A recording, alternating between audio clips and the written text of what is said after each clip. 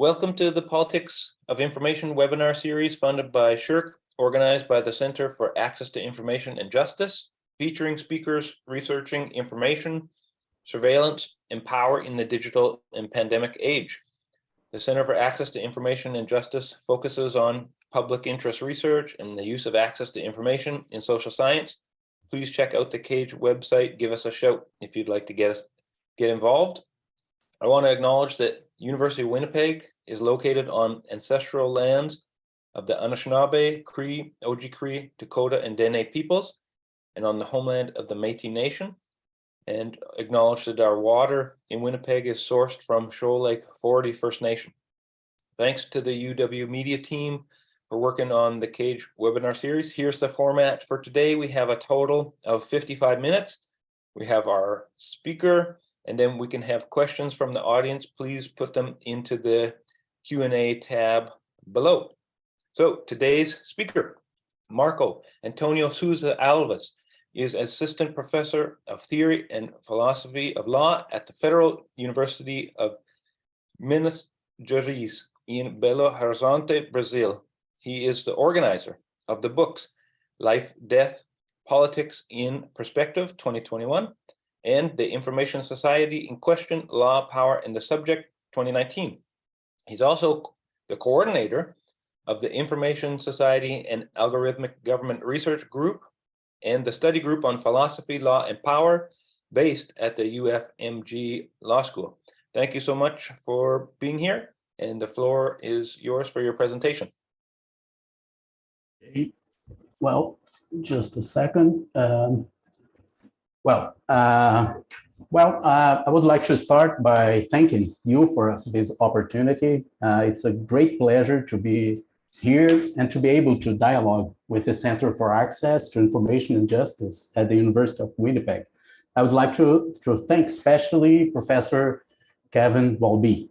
I recently spent a half year in Canada as a visiting scholar at the Surveillance Study Center at Queen's University in Kingston.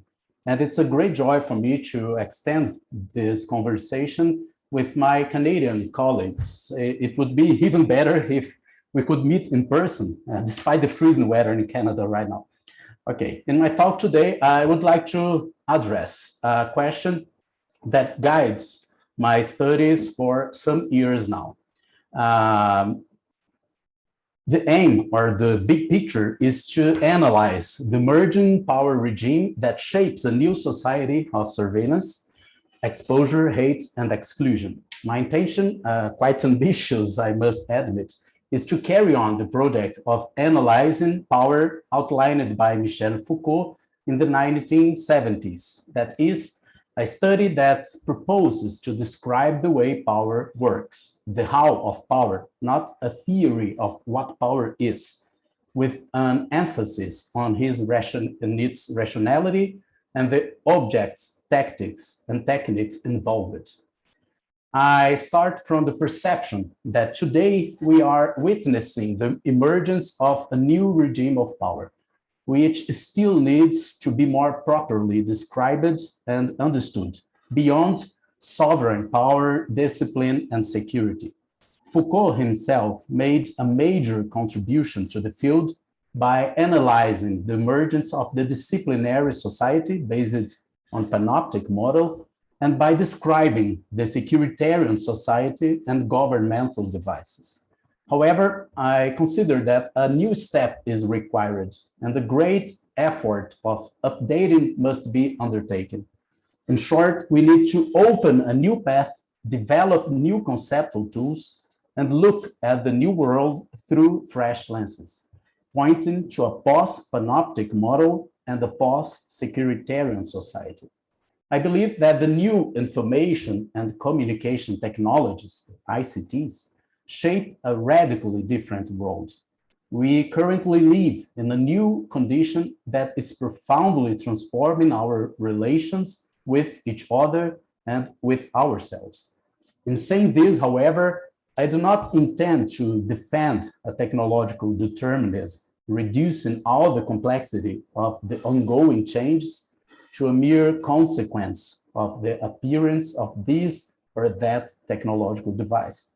it is certainly important to consider social, economic, and political aspects to better understand the new emerging practices and the world we are building. Nevertheless, I believe that the introduction of ICTs, especially the widespread use of mobile internet and the boom of digital platforms, is crucial in understanding the new way power works nowadays. In the scope of this broader and more ambitious project, I would like to direct my talk today to a more specific aspect, the violent side of the politics of information. In contrast to some current interpretations, or in addition to them, my purpose is to highlight the most excluding and dehumanizing side of the functioning of surveillance capitalism, or platform, or informational capitalism, whatever. Despite producing huge inequalities and posing serious risks to democracy or fundamental rights, the contemporary politics of information is usually seen as non-violent. We often consider current surveillance practices in post-panoptic terms and the emerging new power regimes in contrast to the totalitarianism of the early 20th century as a soft power that is supposedly harmless, efficient, and simple politics that does not touch, does not force, and is based on data acting in real time.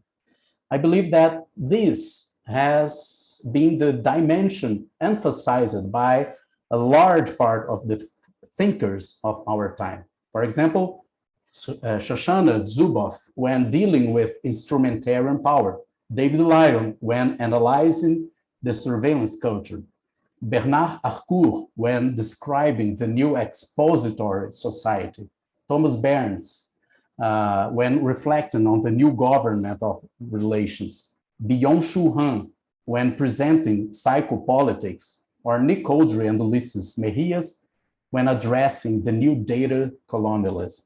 In short, it is argued that power tends to function more and more in a non-imposing way, without the need to say no, without explicit prohibitions, employing a more insidious governing strategy, which shapes environments and directs our behaviors in ways we are unable to perceive or resist.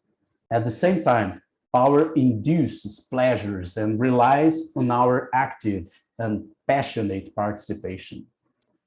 And in the presentation I gave in early January for the last year in this Surveillance Study Center, I addressed this issue, but from a different perspective. I emphasized Michel Foucault's contributions in the course Sécurité, Territoire, Population, delivered in 1978 at the Collège de France, with special attention to his reflections concerning the different ways of dealing with epidemics. By extending and updating Foucault's investigations, I proposed at the time the COVID-19 model, in addition to the leprosy model based on the juridical system, the plague model of a disciplinary nature based on permanent surveillance and individual correction, and the smallpox model from a security perspective based on statistical surveys and probability calculations. I also discussed on that occasion the considerations of Foucault about city organization models.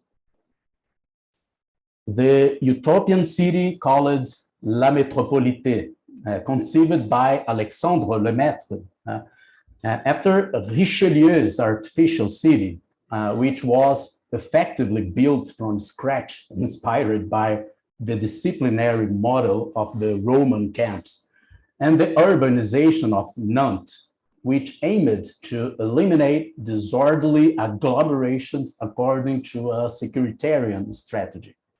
Following this way, stressing especially the contemporary experience of confronting COVID-19 in Brazil and the configuration of large exclusionary and violent cities in the global periphery, I tried to highlight some aspects of the new emerging power regime, which I called data necropolitics.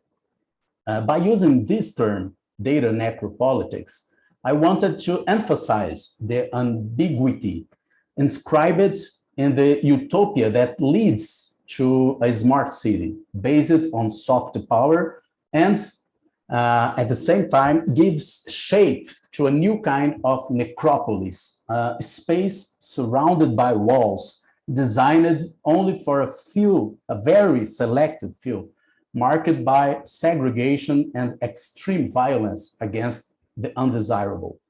My intention was to highlight the presence of a double dynamic. On the one hand, the dream of the smart city, an intensively watched and controlled environment, supposedly more comfortable, more safe and efficient. And on the other hand, the new necropolises or exception camps, understood as spaces of exclusion, of precarious and disposable lives. We therefore combine different political strategies. Some of these strategies are more repressive, others are more productive or positive. In this last sense, we have a more insidious power and a more imperceptible and efficient surveillance. The algorithmic governmentality, for example, based on data valence, data mining, profiling, etc.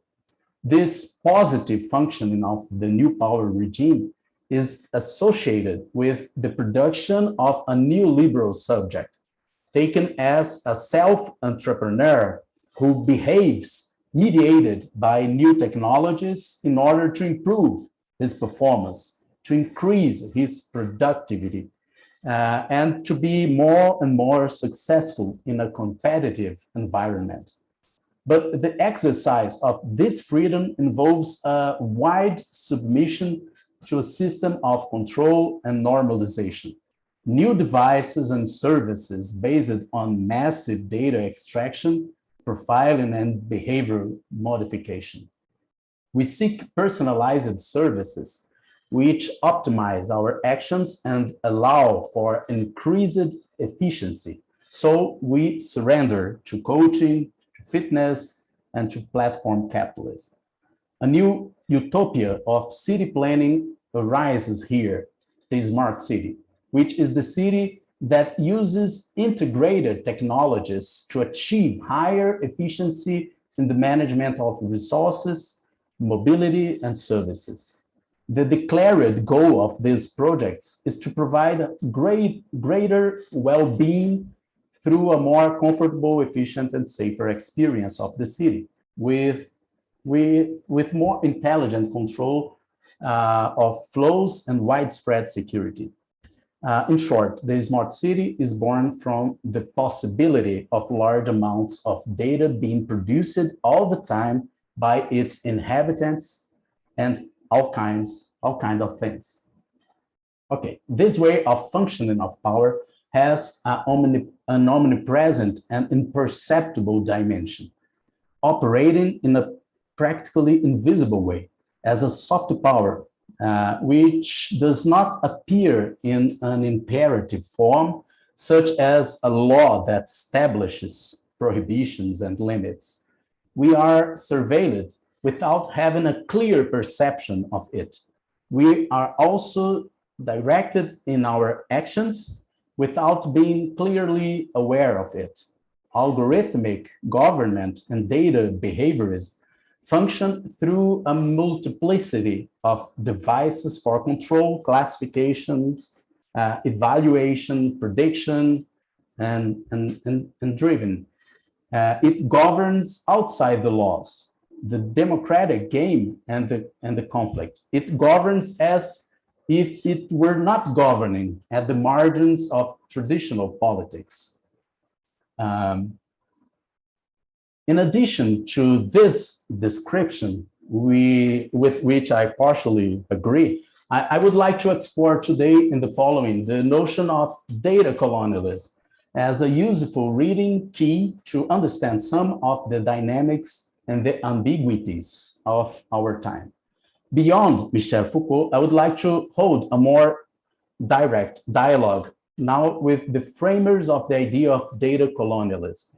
Nick Codry, an English sociologist, professor of media communication and social theory at the London School of Economics and Political Science, and Ulises Mejias, a Mexican media scholar, associate professor of communication studies at the State University of New York. And both authors of the book, The Costs of Connection, published in 2019.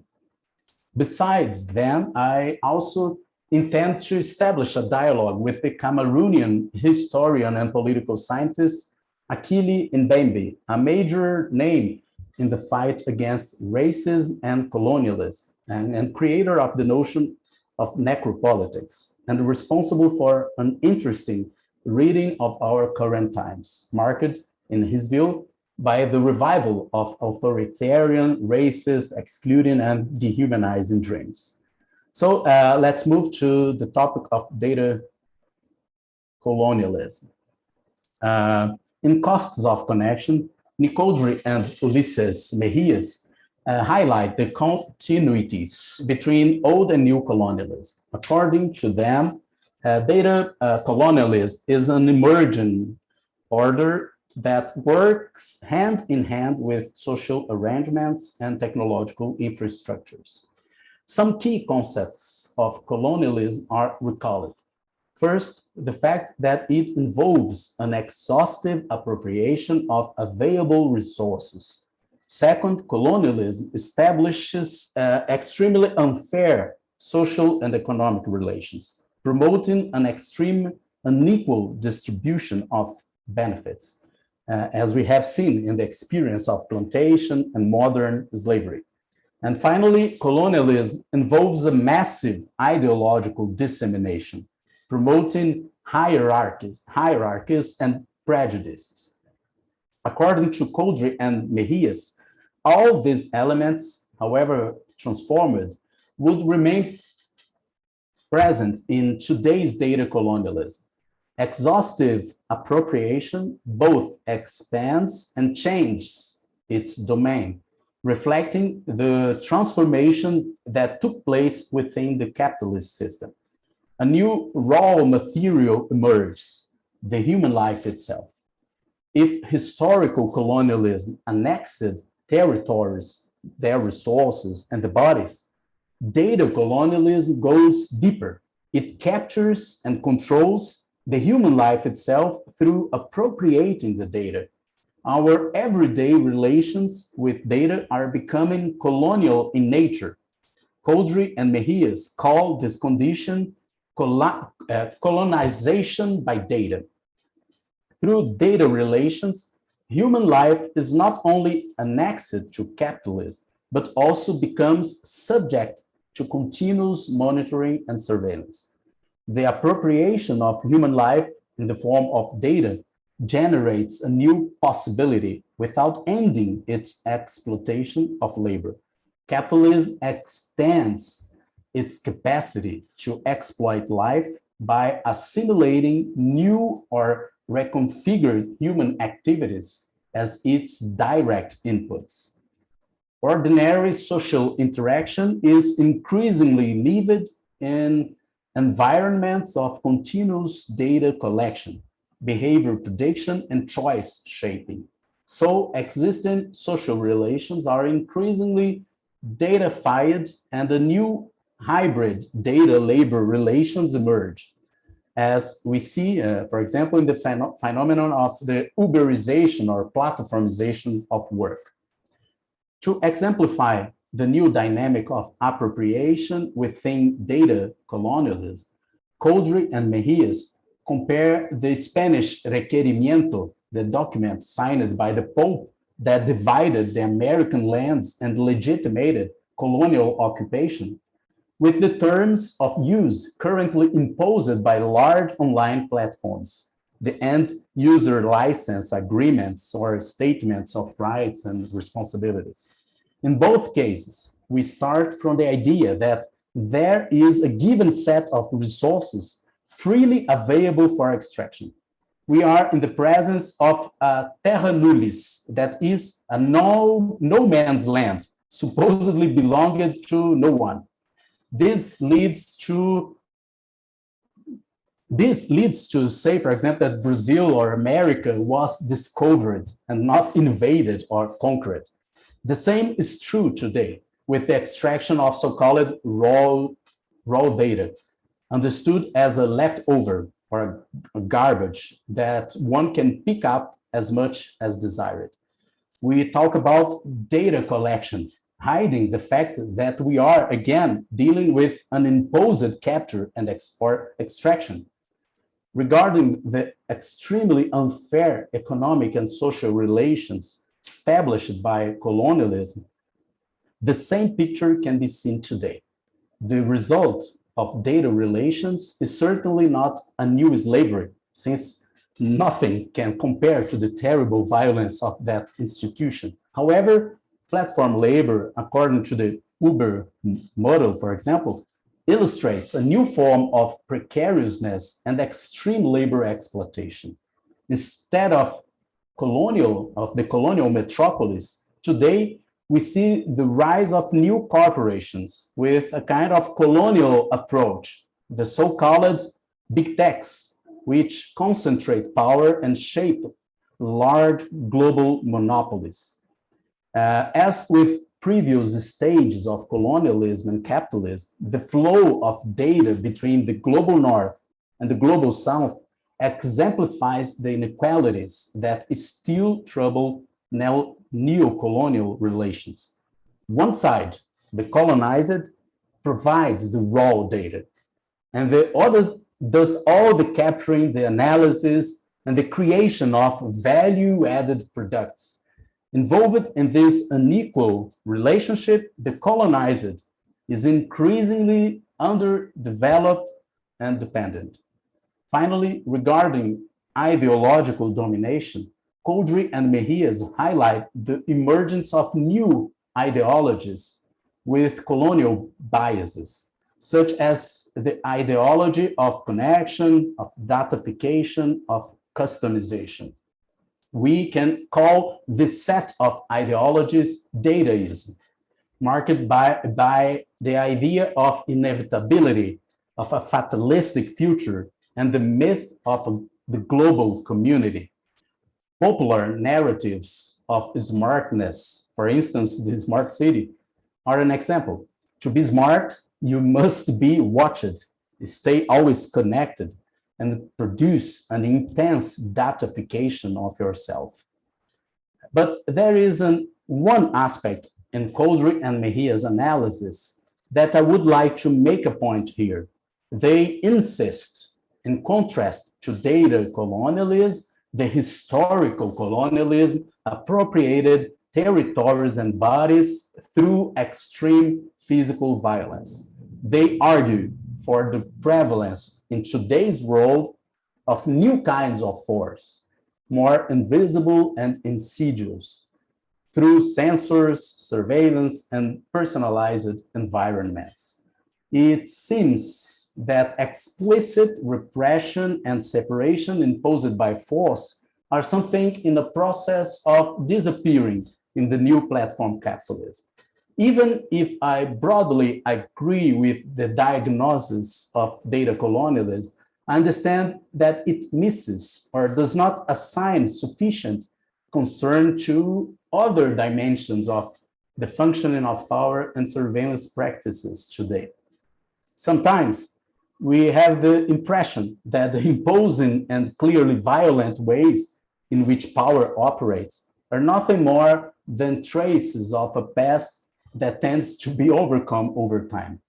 I think this is a way of thinking which is not sufficiently attentive to the complexity and contradictions that lie at the heart of how power operates in the world today, including in the global north itself, since there is a south within the north. Well, as Achille Mbembe argues, we cannot forget that modernity also invented necropolitics, which was widely experienced in the global south. Europe's liberal experience not only lived with the politics of colonial terror, opposes the colony. Thus, modernity is also marked by modern slavery, authoritarianism, and necropolitics. I believe it is essential to look more closely at this overtly repressive or negative dimension of the contemporary mode of power operation, or we can say the other side of data colonialism.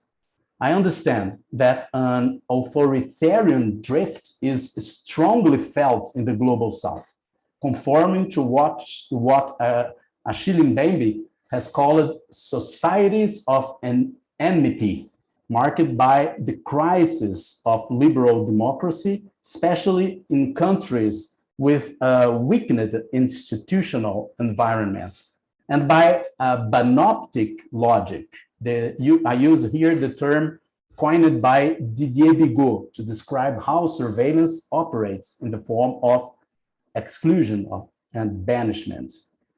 We have in operation today a new post-colonial necropolitics, a power of death and elimination associated with a new kind of racism aimed at the exclusion of those who are considered undesirable or unless, who do not consume or undertake.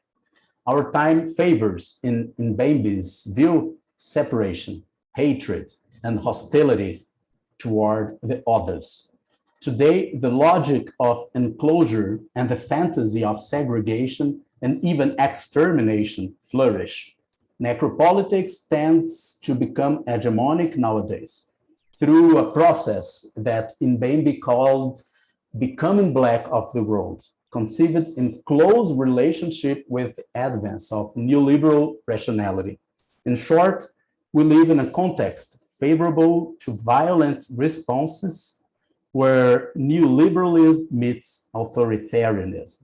A colonial logic is reactivated, dehumanizing those who are deviant or unproductive, and we remain, in this sense, in the proximity of a genocidal state. A new dystopian city emerges as well.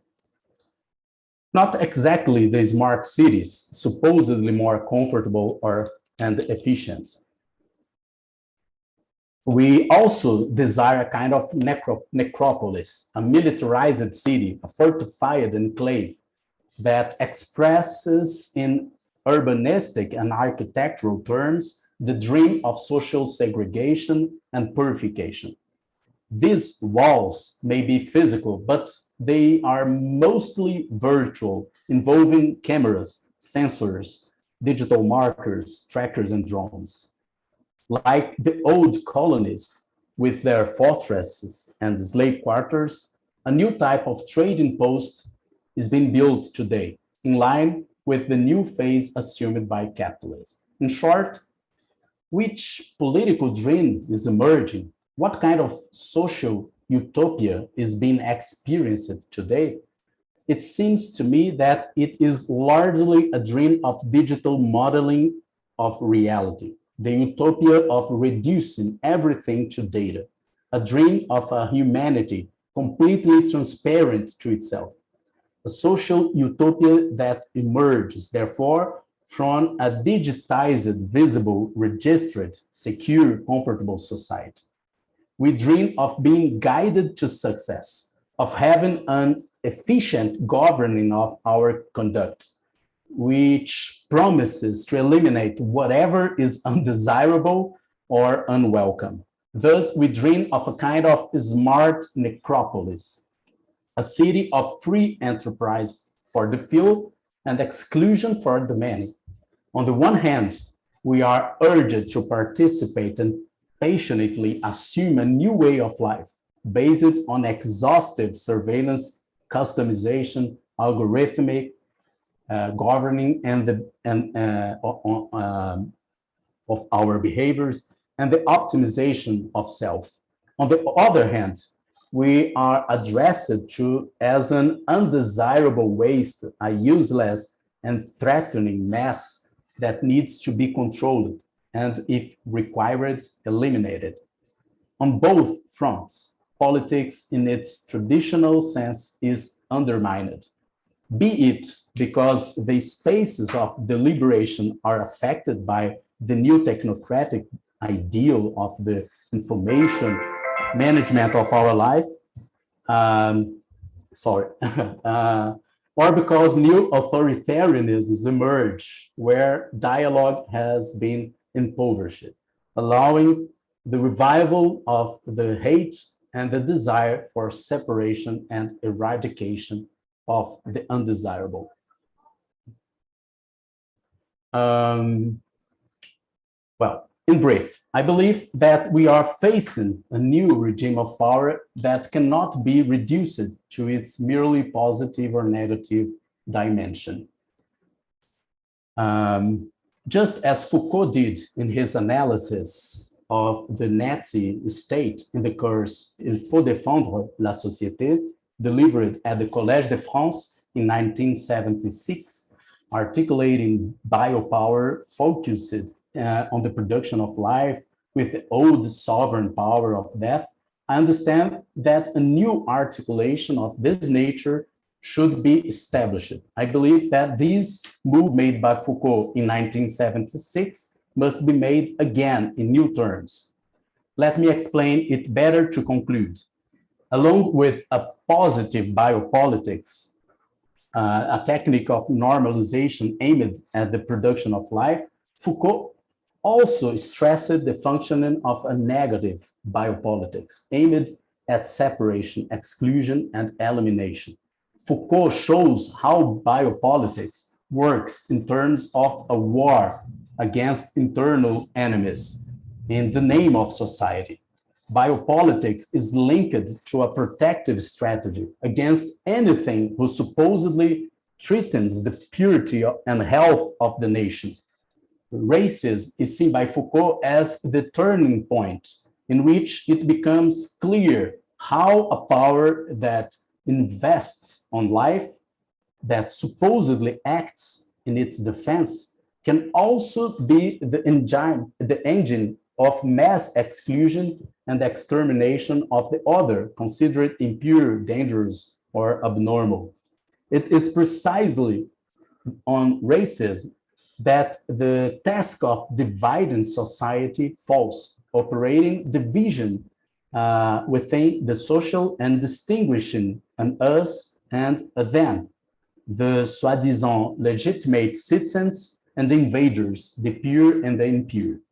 But racism goes beyond and has, in Foucault's view, a second function, in which death is intimately linked to the defense of life. It is here that biopolitics assumes a necropolitical dimension of direct production of death, based on the belief that the more one lets the other die, the more life will flourish. In other words, our life to be fully lived would require the elimination of the other. It is racism that makes death acceptable and even required within the society of normalization. Foucault in 1976 shows how the logic of enhancing life also promotes genocidal racism. He uses the Nazi experience to show precisely how the radicalization of power has generalized at the same time the right to kill. Thus, death and life go together in biopolitics. Following this approach, we also observe two interconnected ways in which power operates nowadays. Our time is shaped by a neoliberal dream with an authoritarian bias, manifested on the one hand, by the attempt to generate productive subjects, winners, self-entrepreneurs, and on the other hand, by a power that is closely linked to the control or even the elimination of the undesirable or the useless, of those who do not successfully fit into today's competitive world. This other is seen as a failure, a loser, someone who is responsible for his own exclusion, as well as an element that is potentially dangerous for the life of the good society. It is therefore crucial to recognize that the principle of racism remains operative, especially in the global peripheries. Our purpose here is to offer an expansion and a partial review of some analyses that have a tendency to accentuate only the productive dimension of the new way of functioning of power, seen as a soft power, opposed to the conventional, repressive, and openly violent instruments. In my perception, it is important to recognize the eminently negative operation of power today and to articulate it with its more positive dimension. Without this, we risk overlooking the authoritarian threats of our time. Today's neo-fascism phenomena, such as Bolsonarism in Brazil, highlight the necropolitical dimension currently at work. We are again pushed to the paroxysm of necropolitics, guided by a warrior logic. A permanent war of purification is underway in the name of different social conservatisms, mixing myths of superiority, patriotism, religious fundamentalism, dataist ideology, and neoliberal guidelines. Okay, perhaps the great challenge of our times is to understand this new way of power functioning and try to change this process, not only in its positive dimension, platform capitalism and data politics, but also in its repressive dimension, the new authoritarianisms and necropolitics. We need an articulated effort of resistance in the global north and the global south, keeping in mind that these dynamics are widespread in the world in different ways, but without clear geographical boundaries. To do so, our main task consists in reinventing the public arena, fostering dialogue, regulating platforms to stop or minimize surveillance capitalism, exploring new applications such as cooperative platforms, redesigning informational devices, promoting a solid digital and media literacy capable of training skilled, reflexive, and critical citizens in the emerging information society and surveillance culture, as well as reconnecting those who have been radically separated, remaking pacts, and preparing the ground for the construction of a shared world for everybody. In short, we have a long way ahead of us. So I want to thank you very much. I apologize for taking so much time and for demanding so much of your patience. And I remain at your disposal for the debate if there are any questions or considerations. Thanks. Thank you so much, Marco. That was amazing. Thanks for your presentation. So to everyone in the audience, if you do have a question, you can pop it into the Q&A tab and I will convey it. I think Marco can also see the Q&A tab if any questions appear there. So I'll maybe start with a couple of questions and just kind of picking up where you left off with the theorization of power. There's also a need to think about forms of resistance or change. So I'm just wondering if you've ever put your work into conversation with a couple of other ideas. One, the idea of radical secrecy from Burchell. Burchell argues that instead of thinking like privacy can save us, or maybe even law can save us, we have to kind of organize ourselves to become secret again, or to evade this kind of transparency, evade. I liked how you put it, humanity becoming ultra transparent to itself. So I was wondering if you had any thoughts on how your theorization of the violent side of data politics today and data colonialism connects with that idea of radical secrecy. Yeah, that's a very difficult question because we are more and more transparent, and we are pushed to that in different ways nowadays. And of course, I agree that we need a new, a radical different law, and to reinventing a lot of concepts and reconstruct a new framework for regulating these new practices. For example, the idea of privacy, I think it's very old school idea. You know, it's from a different society, a different time, with different forms of secrecy and transparency possibilities, etc. Nowadays, I think we don't we have to change the we no more think about privacy as a kind of blockage, as a protection against invaders, against some kind of intruders, invaders, something like that. No, it's not only a right against something. It's I think we have to think about privacy in terms of self construction, self-determination inside this new domain of networks and connected world, etc. So we have to build we construct our identities inside this new social medias and connected world. So we need to do it in a more reflexive, conscious, and with some guarantees.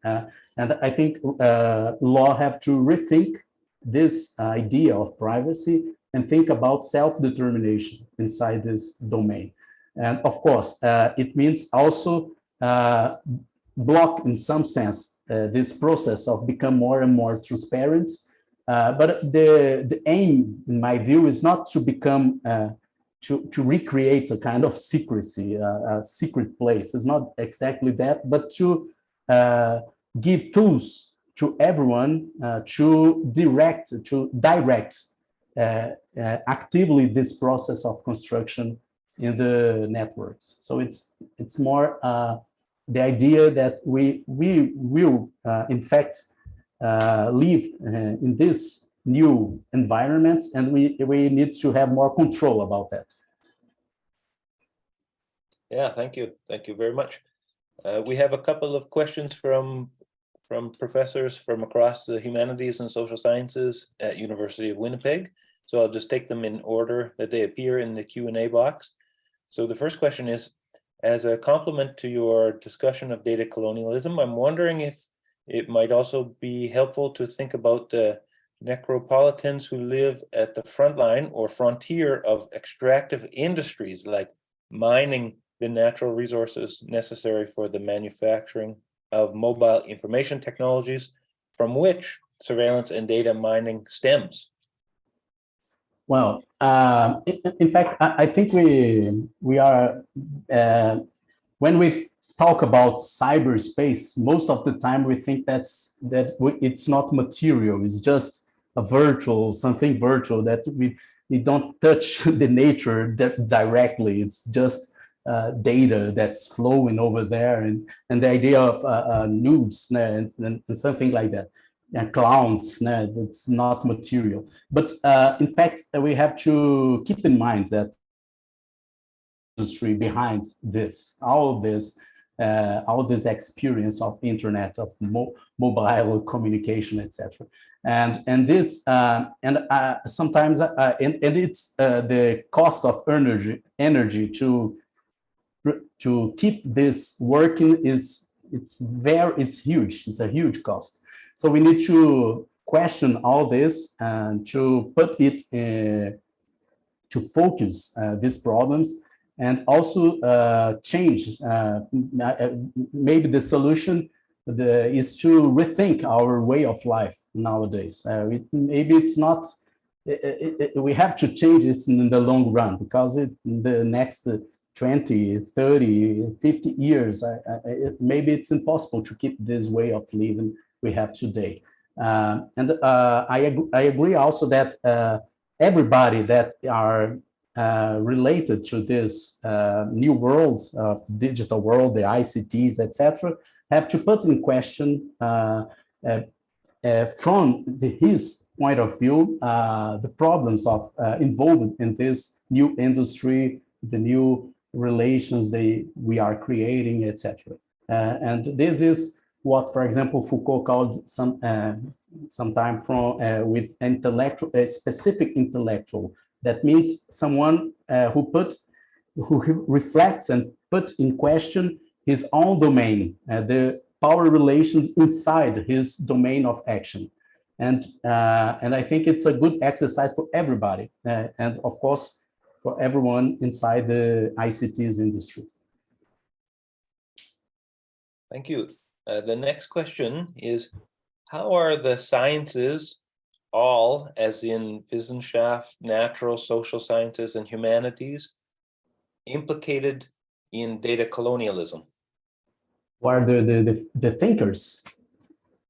The name, okay, it's I talked here about two guys. One, an English sociologist named Nick Coldry, and the other, a Mexican sociologist named Ulises Mejias.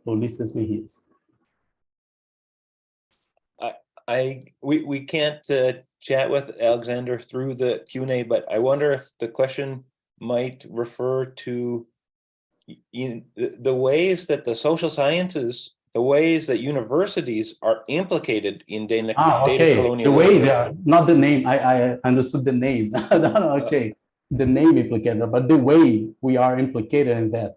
Well, of course, colonialism is a very large experience. Everybody is somehow implicated in the experience of colonialism, and universities is very implicated in that, because of course there are institutions, European institutions that we created in America and Africa and different places all over the world.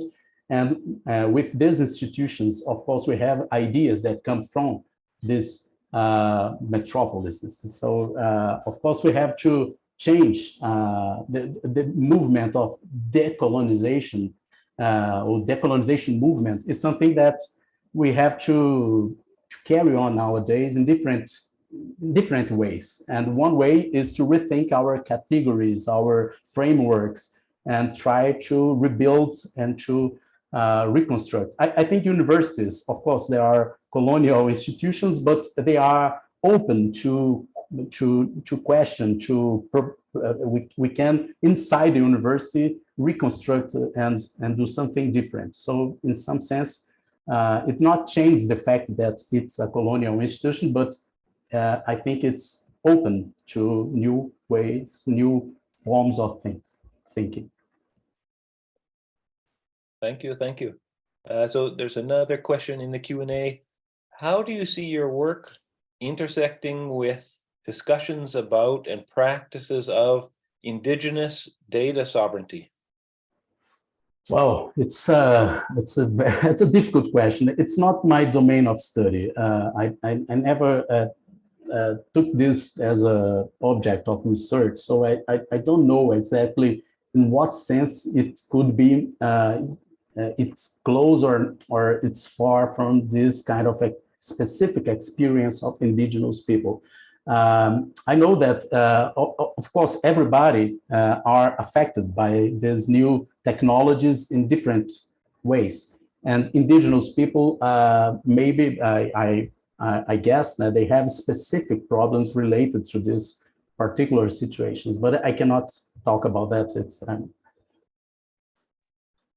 I was wondering if you could say a little bit about maybe some empirical cases from Brazil, or maybe even some kinds of like field work that you've done that have really informed your thinking about the violent side of the politics of information?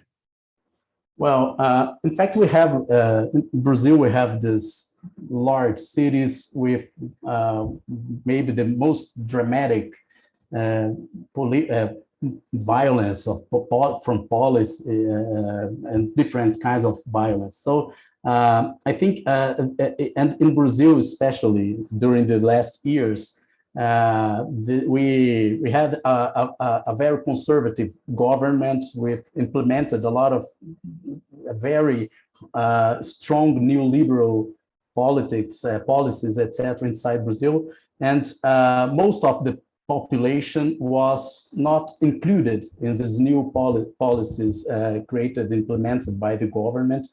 And we see more and more people excluded from this new world that are constructing this world of connection, this world of sharing data, etc., etc. So I think we have that's why I talk about a double dynamic.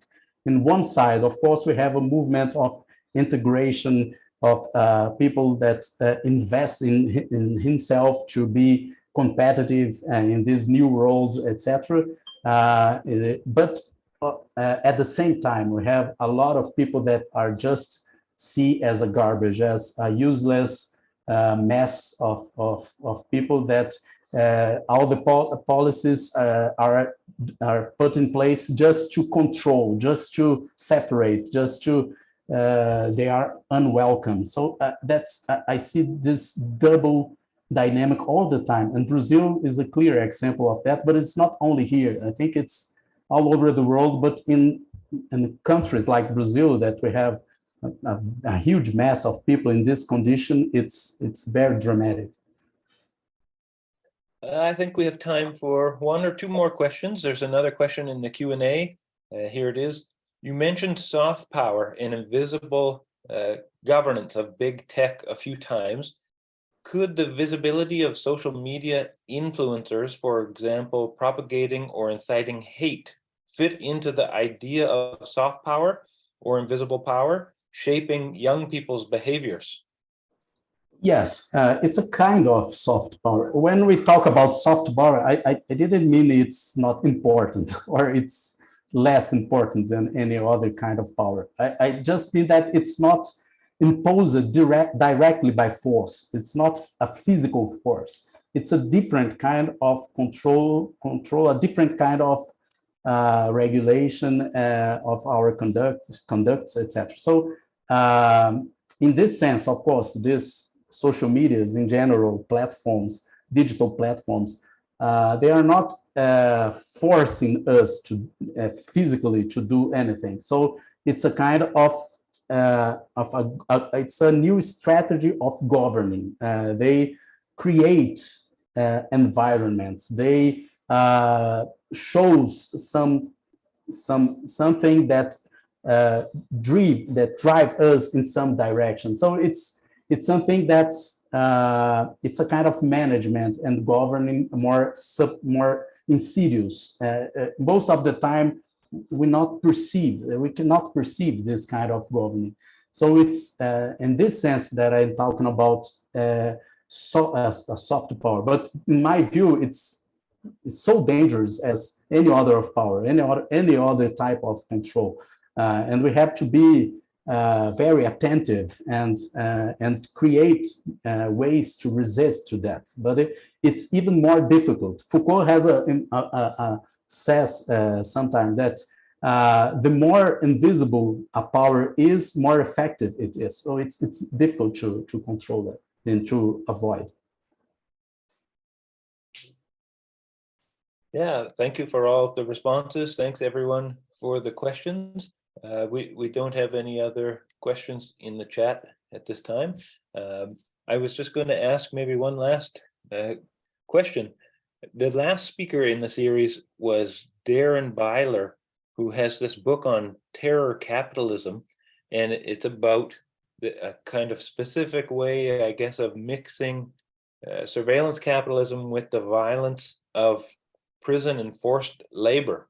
So I was just wondering if you have in mind some sites that are very prominent in terms of the exercise of this violence of data colonialism, borders, prisons. You mentioned police. Are there any other sites where people should be looking to investigate this? Yes, well, I'm interested in this. The book is named Terror Capitalist, that's it? Yes. Okay, I didn't know that, so I will look for. But Nick Kojo, for example, he participated in a project named Tierra Común. It's a project that it's about new experiences of resistance and how to change this data colonialism dynamic, etc. So it's not exactly about this, what you are asking for example, the policy violence, etc. But it's about this experience of resistance. So it's a very interesting site. One last question came into the chat. Currently, many Indigenous Canadians are dealing with the very haunting, troubling issue of looking for children's graves at residential schools or kinds of boarding schools. And to be able to identify deceased relations, deceased children, there are requests for DNA from living Indigenous communities being sought. So they have to give this information away, and then it kind of goes out there into these networks, into the apparatus of state power.